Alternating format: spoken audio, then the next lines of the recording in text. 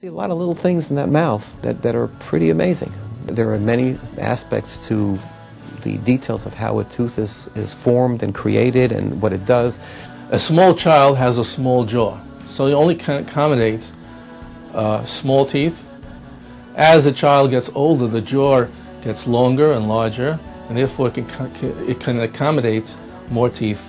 When a baby is born, there are already buds that are in the bone that are developing for the baby teeth, for the primary teeth. Over the course of the first few years, usually about 6 months is when the child gets their first tooth. And at an age when that child's digestive system is able to eat, all of a sudden now it has small teeth. Permanent teeth actually develop not long after birth. Over the first few years, you already got the permanent teeth developing in the jaw, and they'll start coming up at around 6 years old. When baby teeth are lost, the roots resorb. They become shorter and shorter and shorter, and then finally nothing holds the teeth in the mouth. When the baby teeth come out, the permanent teeth take its place. But this process, of course, does not happen to the permanent teeth, which is another wonder, telling us that HaKadosh Baruch Hu had a big hand in how the teeth are developed. Today, for example, when you have missing teeth, implants is a very common treatment where you can actually put a fixture, a foreign body fixture in to replace a tooth and then put a crown on it and have a tooth there. And what you tend to find out as we start doing these replacements is that as much as we work technologically to make these replacements, they're still not as good as the original.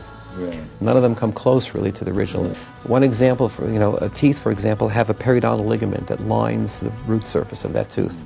It's not embedded in the bone like a rock. It's got a ligament, sort of a suspensory ligament. So technically the teeth actually move. There's a stress braking mechanism. It's like they're sort of embedded in rubber, so to speak. So there's a little bit of movement so that if you bite hard on something, you don't hurt yourself. Right. There's a little bit of stress braking. When you put an implant in, it's a different world. It doesn't do that.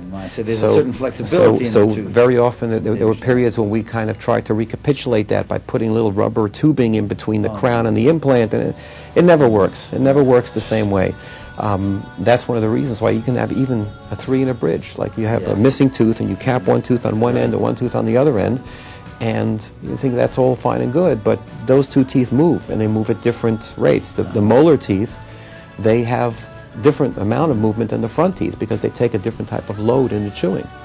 So they tend to move more, let's say, than the front teeth will move. And the tendency over time might be that you're going to shake that bridge loose. You'll break that cement seal over time. And we think, oh, that's a great restoration. This is for the rest of your life. But it doesn't replace the natural tooth in the same way. Our happiest times in the office are when we can teach how to prevent problems so that these beautiful teeth and this beautiful smile can last a lifetime. The jaw joint is very unique. It works sort of as a ball and socket. But after you've opened approximately, let's say, 12, 13, 14 millimeters, then the jaw actually slides out.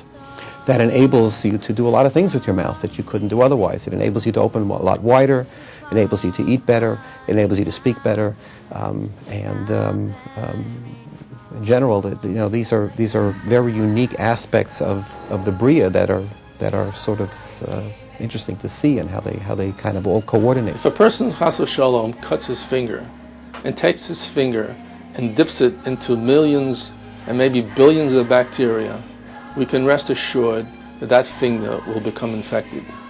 In the mouth, if a person bites his cheek, or a person injures his gingiva, his gums, nothing will happen to it, it'll heal immediately. In the mouth, there are millions and billions of bacteria, and the tissue in the mouth will not get infected. Interesting. Somebody told me that this is, of course, b'derech drush, that piv v'libo shovin. A person is supposed to have his mouth and heart are the same. In other words, he does it. He's not echad b'pev echad b'leiv.